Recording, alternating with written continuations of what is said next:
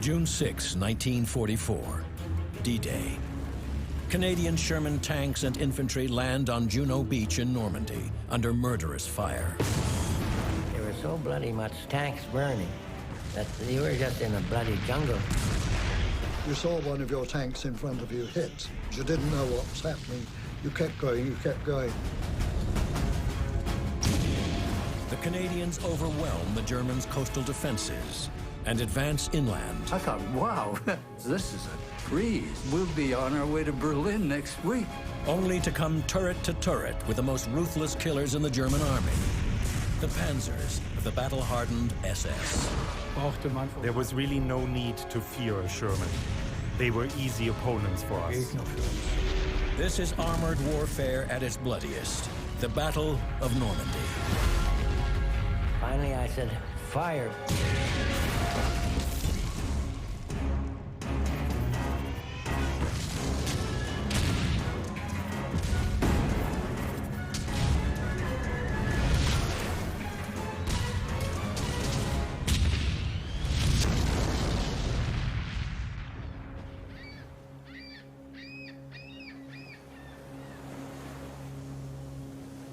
Juno Beach.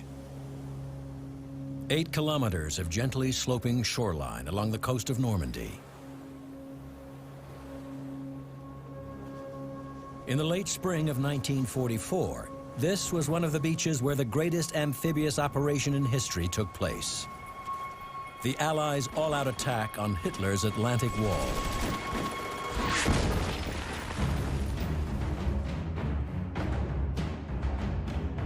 Since the fall of France in 1940, the Germans have been preparing for the inevitable Allied invasion. Building a 5,000-kilometer chain of fortifications stretching from Norway to the Spanish border. This Atlantic Wall is considered impregnable, with kilometers of concrete bunkers, tens of thousands of mines and anti-tank obstacles, and protected by over 3,000 big guns. This impressive defensive line seems a most unlikely place for an attack, but on June 6, 1944, that's exactly what the Allies do. At 0300 hours, a force tens of thousands of men strong approaches the Norman coast and unleashes a massive naval bombardment. All of a sudden, they started firing.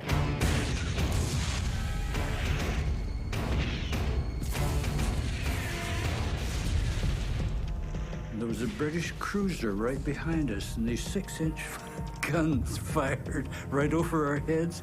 And my God, a 6-inch gun, when it fires, my shirt went up my back like a window blind. Scared the hell out of me. You could see it falling on the towns way up in front of you and pounding all over the place. Operation Overlord is a joint Allied attack, and the Canadian objective is 8 kilometers of heavily defended coast, codenamed Juno Beach. Leading the assault is the 2nd Canadian Armored Brigade. Their mission? Neutralize the German defenses and secure a beachhead for the infantry. At 0800 hours, the Canadians launch their attack, and leading the way are scores of amphibious tanks. They gave us all the basic training of preserving a tank in the water. We did the drill. Let the water come up and so on, don't get panicked. The first man that gets out is the driver.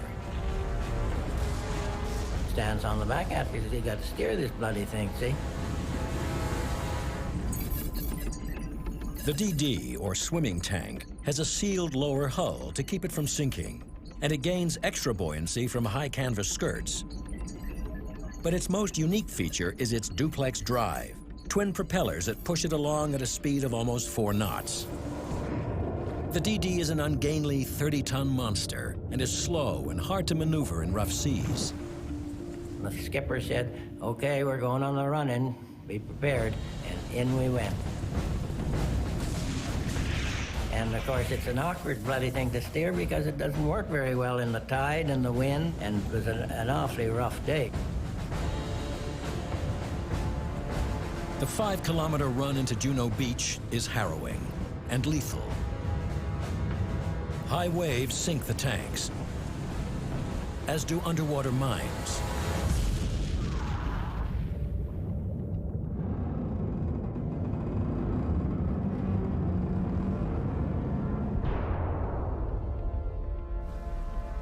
As they near shore, they come within range of the Germans' well-placed guns.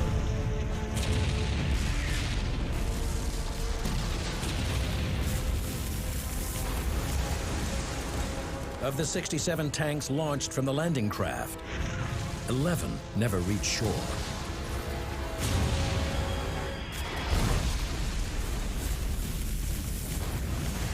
Those that do have to lower the canvas skirts under heavy fire before bringing their guns into action. There was confusion. It looked like chaos. And there were a lot of vehicles, but they were all moving as they were supposed to.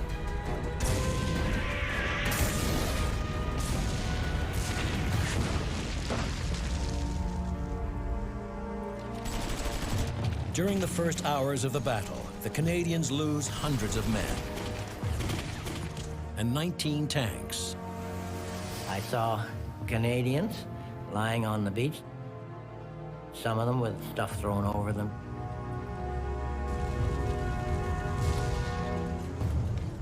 Despite their losses, they overrun the German defenses and take Juno Beach. By the end of D-Day, the Allies have breached Hitler's Atlantic Wall along 80 kilometers of Normandy coastline and have begun their advance inland. Their strategy is to encircle and destroy the German forces in occupied France. The Americans are to swing west, while British and Canadian forces head south toward their next objective, the strategically important city of Caen.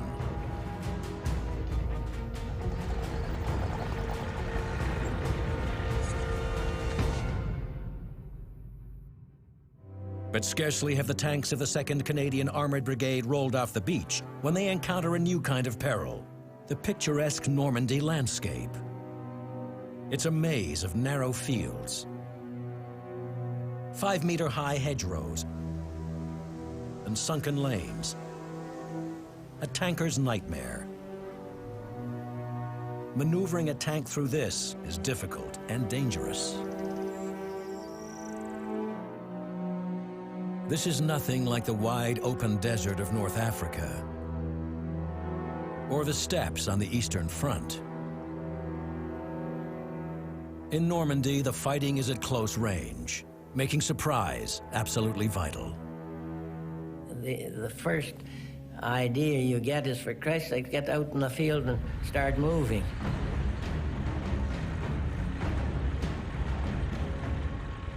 Suddenly, you're up against the Normandy hedge, which is 14 feet high.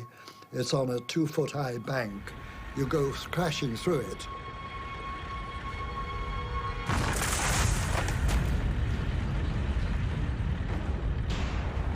And you go down into a sunken road 4 feet deep. You go across the road and you're into another Normandy hedge.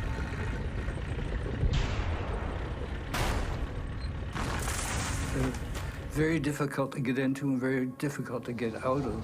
And you can get hung up in the hedge and you're totally vulnerable at that point. But if you don't have a plan, you'll get nailed, because the enemy always has a plan. D-Day +1.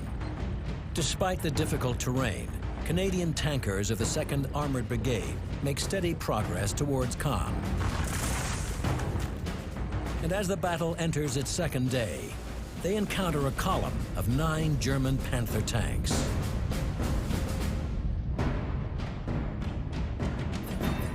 The Panther is considered one of the best tanks in the Second World War. Its long-barreled 75mm cannon is deadly, even at long range. It's protected by 80mm of frontal armor, welded at a steep 50-degree slope, making it almost invulnerable to frontal attack. The Panther was, and this was pretty well known, the most functional and best tank in the war, based on 3 components: gun velocity, cross-country mobility, and armored protection. Geländegängigkeit und Panzerschutz. But those advantages won't help these Panthers. Their frontal armor won't do them any good. They're side-on to the Shermans and highly exposed.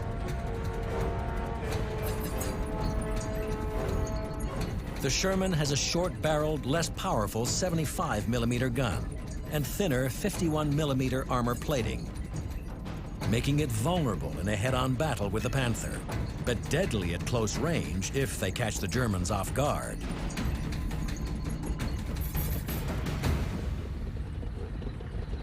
For wireless operator Phil Lawrence and the other rookies of the Sherbrooke Fusiliers, this will be their first head-to-head encounter with the enemy.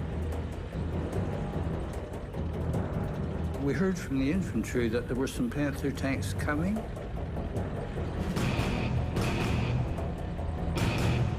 And the tanks were fairly close. They're about 900 yards, 1,000 yards away. And meanwhile, I'm trying to wake up my gunner. The captain got us all lined up. Each of us was given a target. And I'm kicking in the legs to try to get some life into him. By this time, the order to fire has been given.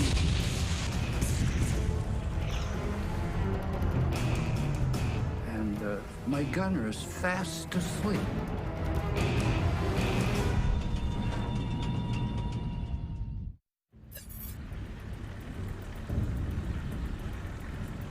June 6, 1944, D-Day. Canadian tanks and infantry land at Juno Beach in Normandy under intense fire.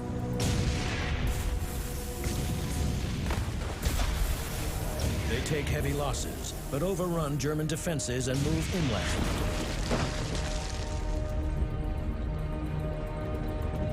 The Allied plan is to encircle and destroy the German forces in Normandy, with the Americans swinging west, while British and Canadian forces push south towards the strategically important city of Caen. Leading the Canadian advance are the tanks of the 2nd Canadian Armored Brigade. A few kilometers inland, they encounter a column of German Panther tanks. The tanks were fairly close. They're about 900 yards, 1,000 yards away. By this time, the order to fire has been given, and my gunner is fast asleep. It's very scary. And the crew commander is batting him with his head with his hands to wake him up. He said to the gunner, you useless son of a bitch, you are now the co-driver trying to get in there and don't get in anybody's way.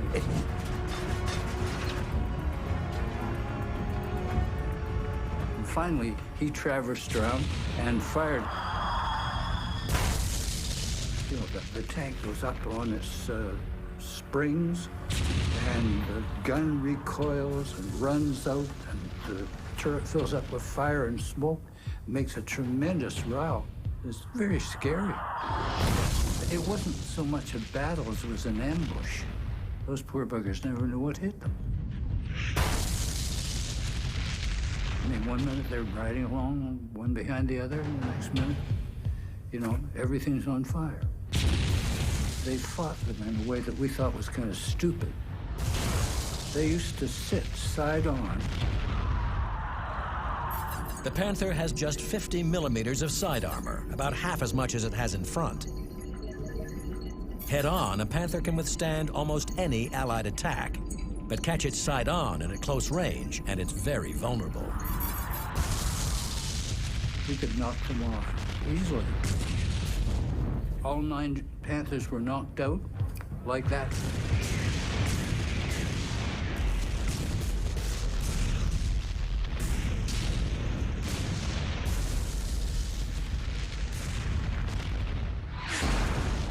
I thought, wow, this is a breeze. This is a great, I like this. We'll be on our way to Berlin next week. But the Canadians are about to get a surprise of their own. Rushing to meet them with orders from the German High Command to stop the Allied advance are units of the newly formed 12th SS Panzer Division, led by some of Hitler's most experienced tank commanders. The 12th SS is equipped with 48 Panthers, dozens of heavy guns, and almost 100 Panzer IVs. The SS were a rough lot, but they were very good at what they did.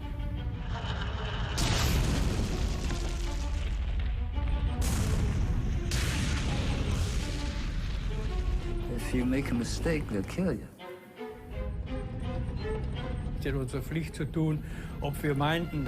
We knew that it was our duty as soldiers of the German Wehrmacht to serve, whether we thought it would be successful or not. This was none of our business.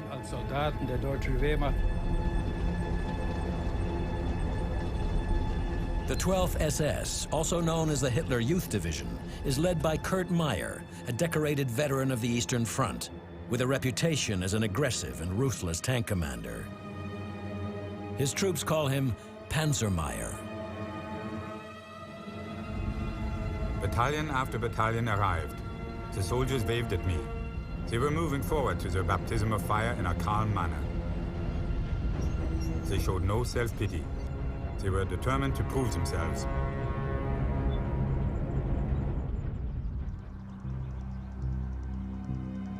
D-Day +1. Kurt Meyer and his panzers take up positions in the historic 12th century Abbaye d'Ardenne. There in the monastery gardens, the 12th SS Panzer Division lies in wait for the tanks of the Sherbrooke Fusiliers, who are supporting the North Nova Scotia Highlanders, slowly advancing en route to Caen. From high atop the Abbey Tower, Kurt Meyer can see them coming. He climbed up the tower of the Ardennes Church. The abbey is 67 meters above sea level. The church itself is 26 meters high. He was able to see all the way to the western end of Juno Beach. The terrain as far as the coast was spread before me like a sand table. The whole expanse looked like an anthill. He noticed the Canadian troops advancing. I then saw what was happening. My God, what an opportunity. I issued orders to all battalions, the artillery and the tanks. Fire on my command only.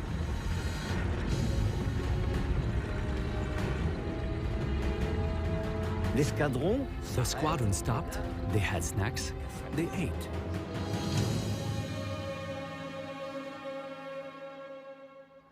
The Canadians had no protection on their flank.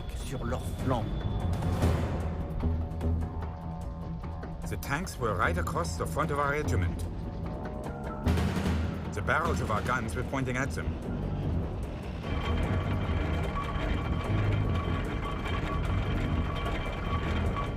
Then I gave the signal for the attack. All of a sudden, bang.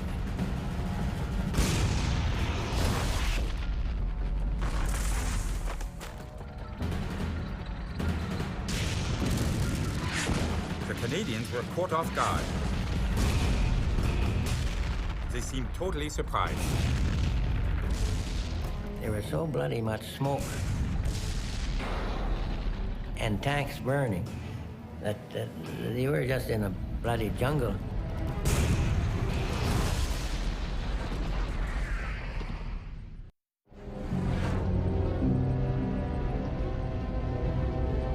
D-Day +1. Over the last 36 hours, the Canadian 2nd Armored Brigade has broken out from their Normandy beachhead and begun to battle their way inland.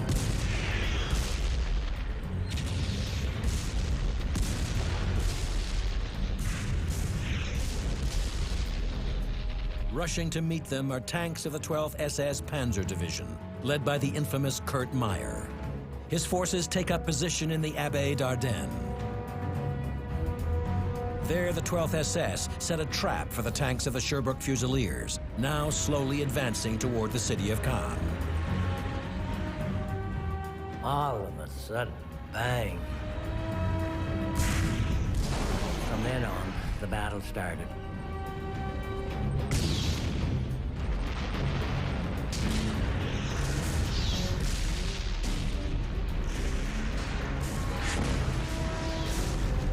There was so bloody much smoke and dust and tanks burning that you were just in a bloody jungle. The Canadians are caught by surprise. Within seconds, the lead tanks of the Fusiliers' column are destroyed.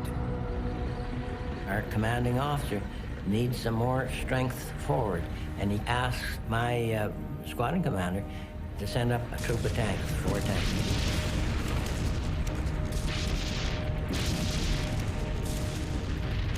And he asked for another troop. So now there's my squadron commander, myself, and the 3rd tank. That's all we got. And then the message comes from him saying, the Germans are breaking through on your left. Move over to your left. And he still thought we had a squadron, I guess. All of a sudden, the action started to move around our way. And at first I saw the tanks, and they were at about, 1,000 yards away.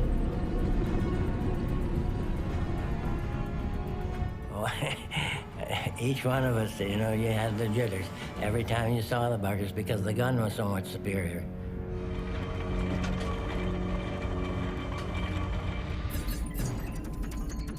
The Panzer IV carries a powerful 75mm cannon. And although it has a shorter barrel than the Panther, a shell from a Panzer IV can still rip through the weak armor of a Sherman tank. The Sherman was an easy opponent for us. If you were able to keep your distance, then there was no need to fear a Sherman. The short-barreled Sherman doesn't have nearly as much punch as the Panzer IV. You had to start playing the game of tactics. And I start firing my smoke in front of them. Along with high explosive and armor-piercing rounds, the Sherman is also equipped with white phosphorus incendiaries. These shells can be used by tankers to mark enemy targets or fired to create smoke screens to provide tactical cover. And they were at about, 1,000 yards away. And I said, for Christ's sake, let them come in close. And watch the right-hand corner where I just put down the smoke, because you may see something come around the corner there, taking a look at us. And sure enough, you see a tank just sticking his nose around, looking, trying to get some view. Finally, I said, fire. And I hit him at about, it must have been in 800 or 900 yards, I guess. I can always remember the thing actually burning.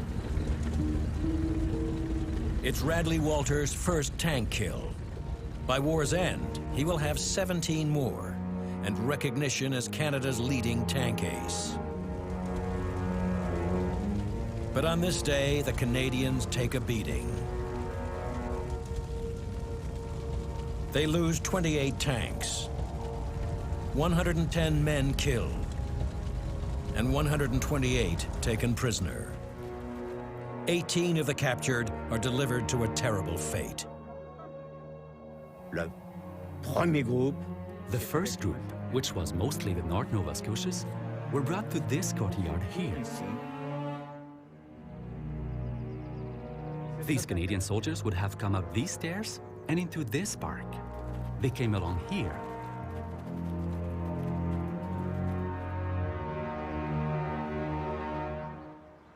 At the top of the stairs, there was an SS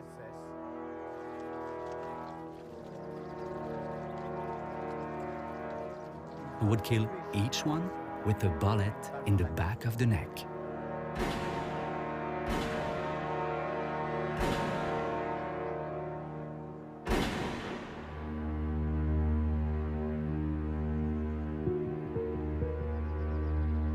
The ruthless Kurt Meyer and his 12th SS Panzer Division have all but stopped the Canadians in their tracks.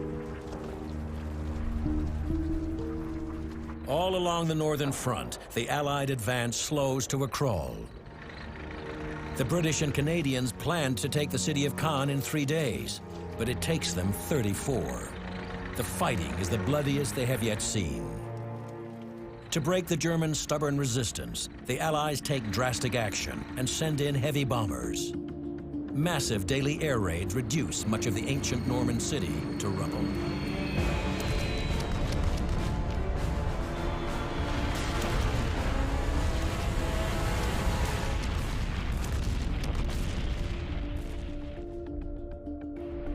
What happened was that Caen City was totally obliterated. On July 9th, D-Day plus 33, the Allies finally enter Caen. Our tank advanced down one of the main streets of Caen, only to find that we were driving into huge multiple bomb craters. Some of them were so big that the Sherman tank, which is 11 feet high, was actually going down underground. On one occasion, we came to a total stop, and I got up on the top of the tank, and I couldn't see where would be the normal ground level.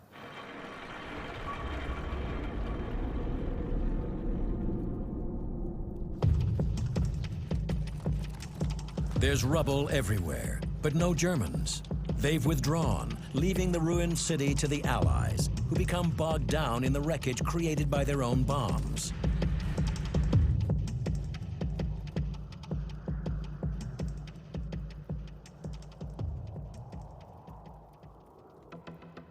The Germans have retreated south of Caen, digging in along a 5-kilometer stretch of high ground known as Verrières Ridge. The ridge rises 30 meters above the lowlands, making it an ideal defensive position for the Germans. From here, they can command the area all the way north to Caen, making it a killing ground for the advancing Allied armor. The Germans deploy their arsenal, including 72 88mm anti-tank guns, 40 Panthers, and 80 heavy Tiger tanks. Even though they are facing one of the most formidable defensive positions in Normandy, on July 18th, 9 days after entering Caen, British and Canadian forces launch Operation Goodwood, an armored assault aimed directly at the Germans on Verrières Ridge. And once again, the tankers of the 2nd Canadian Armored Brigade are in the thick of it. Their orders? Take and hold a small Norman village at the foot of the ridge. I remember being in a place called Saint-André-sur-Orne. They had reported that there were 64 German tanks in Saint-André. We said, well, that means there's probably 8 tanks.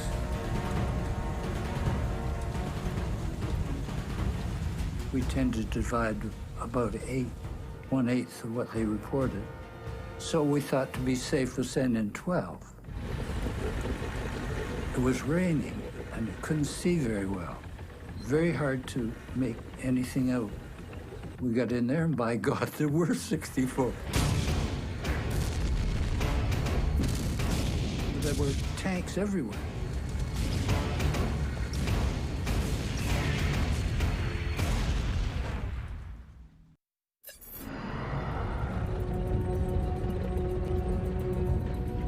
July 9th, 1944. After 34 days of fierce fighting,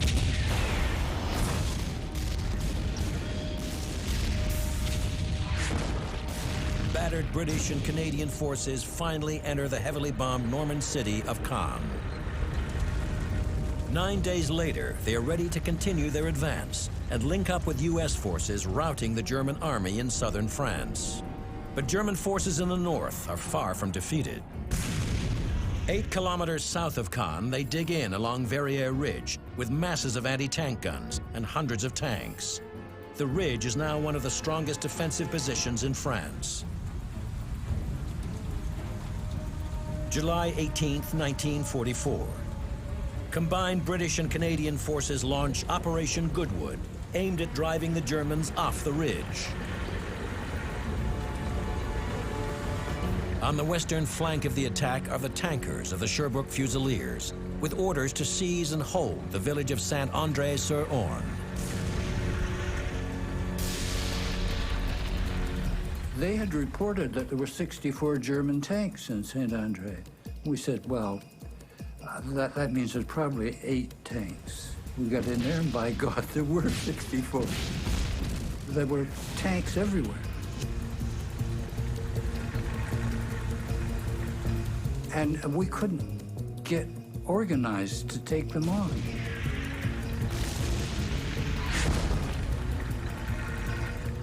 And there was a lot of people getting knocked out.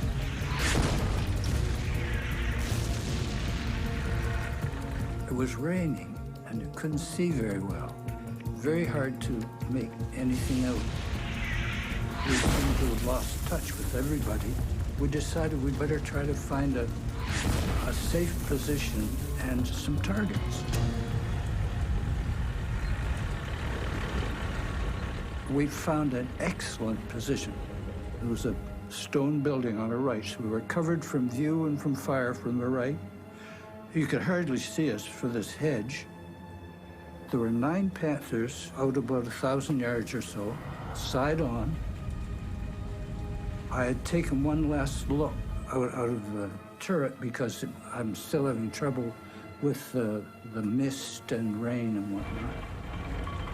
And a Tiger tank came around the corner of the building, saw the position, thought, that's a great position. And they pulled in to stop right in front of us.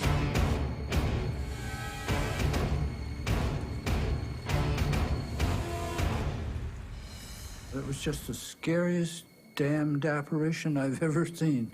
Just loomed up like that. We were almost touching one another. So I had an AP up to the spout. I fired that and hit him, and it just bounced off.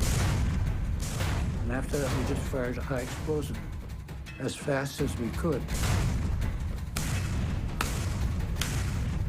About that fast. I was literally just holding the firing button down. The gun was firing, recoiling, running out, firing, recoiling, running out. And my loader operator was flinging the shells in, and then he fired back. The Tiger weighs 57 tons, almost twice as much as a Sherman. It has 100 millimeters of frontal armor, making it almost impregnable. It carries an 88 millimeter gun that can destroy a Sherman more than 2 kilometers away. And this Tiger is practically on top of Lawrence's tank. There are no words that can convey the incredible violence of that strike.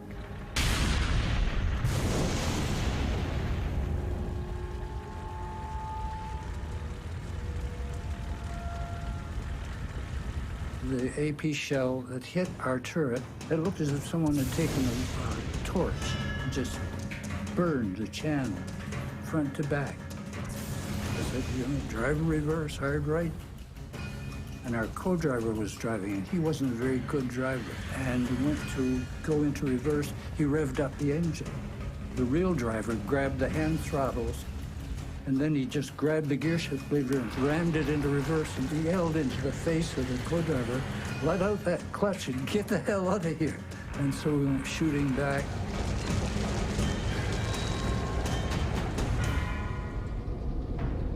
The Sherbrooke Fusiliers lose half their tanks and are forced to retreat. Other units suffer similar losses and pull back. Operation Goodwood is a disaster. The British sent 800 tanks across that open ground just south of Caen, and 400 of them were knocked out. The Germans were up on the Bourguebus-Verrières ridge and were able to see for miles and miles. And along those miles, the Germans were entrenched in farmhouses, hidden away with their big guns, able to see everything that moved, able to cover the whole area with their 88mm, their famous anti-tank guns, which were anti-aircraft guns, supposed to fire at aircraft 20,000 feet up in the air, but firing at us 200 yards away. On the 21st, the offensive against Verrières Ridge is called off as the enormity of the losses sinks in. In just 4 days, the Allies lose over 6,000 men and more than 300 tanks, and the Germans still remain firmly in control of the ridge. Now, our task was to go up that hill and find a way in which we could get through those German lines, which are now reported to be possibly one of the strongest defenses that the Germans set up anywhere in World War II. The Allies are desperate for a breakthrough. Canadian Lieutenant General Guy Simonds comes up with a bold and risky plan to take the ridge. Codenamed Operation Totalize, Simonds' plan calls for 400 tanks to quickly advance in 6 columns straight into the German defensive positions. And to reduce the effect of the German big guns, he will launch the attack at night. If one asks, what did one see? The simple answer is nothing.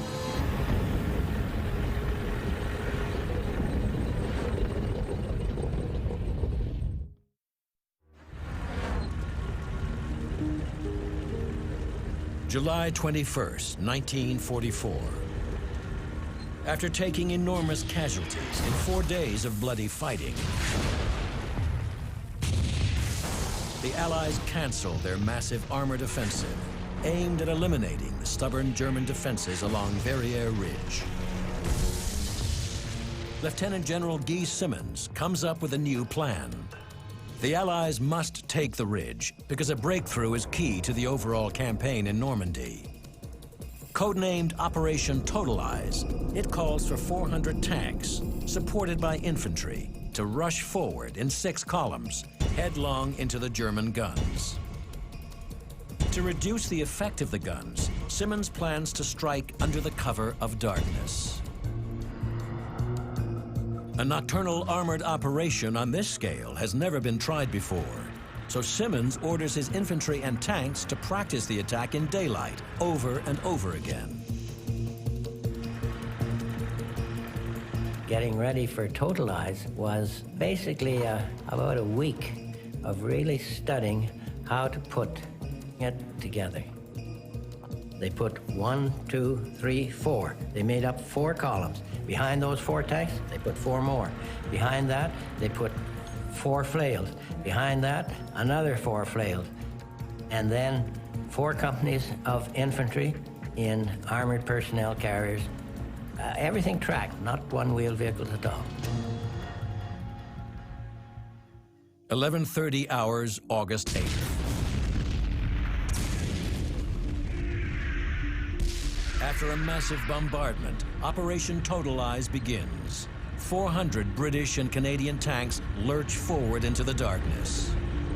So you were in a mixture of sentiments. You were afraid, you were proud, you were thrilled, you were bewildered.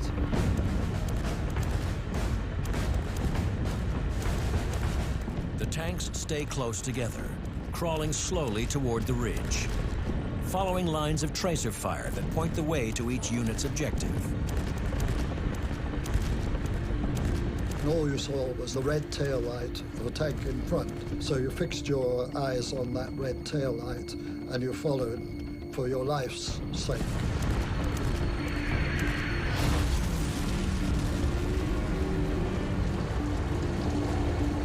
And the buggers would be putting in mines knowing reasonably well where we were and which way we might come out against them. Total chaos, with flashes going on all over the place, shells exploding. You'd hear the shooting going on all over the damn place. On the way, you saw some Germans in slit trenches, but you've been told not to stop, to keep going. You saw one of your tanks in front of you hit and going up in flames. You saw another one hit, going up in flames. You didn't know what was happening. You kept going, you kept going.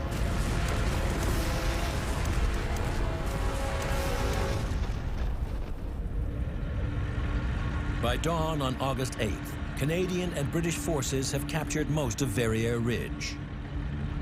By noon, the entire position is in Allied hands. Phase 1 of Operation Totalize is a success, opening the way for the Allies to advance and hook up with U.S. forces further south.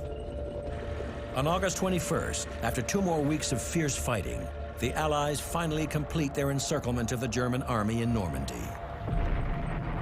Those Germans who remained trapped inside the pocket are now easy prey for the Allies' superior air power. And for a while, this tremendous slaughter, you can only call it, went on. More and more bombers and fighter bombers attacked.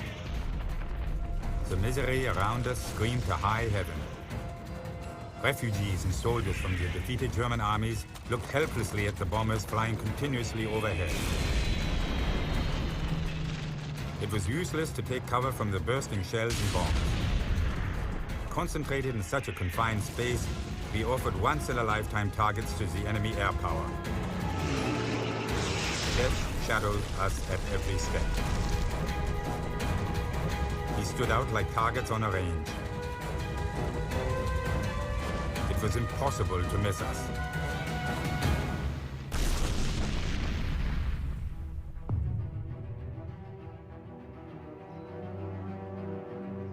The destruction of the German army in France marks the end of the Battle of Normandy. German losses are horrific. 200,000 are killed or wounded, and 1,300 tanks are destroyed. Normandy has become a graveyard for the once mighty German panzers. Of the 12th SS Panzer Division, only 10 tanks and 300 men are reported to have escaped, including Kurt Meyer, who was later put on trial for war crimes, including the killing of 18 Canadian prisoners at the Abbaye d'Ardennes. But he spends just 9 years in prison. For the Allies, the Battle of Normandy is a great victory, but it comes at a steep price. 50,000 men are killed, and over 150,000 are wounded. In the Battle of Normandy, the Sherbrooke Fusiliers suffer some of their heaviest losses of the war. Many still wonder how they survived. You know, I've been in tanks who were knocked out, but the shell didn't hit where I was. I've been in mortar barrages, but no mortar came down where I was. It's just dumb luck. I think everybody would agree on that. You got to be skillful, you got to be thoughtful and careful and all of that. But if you're not lucky, you're not going to make it.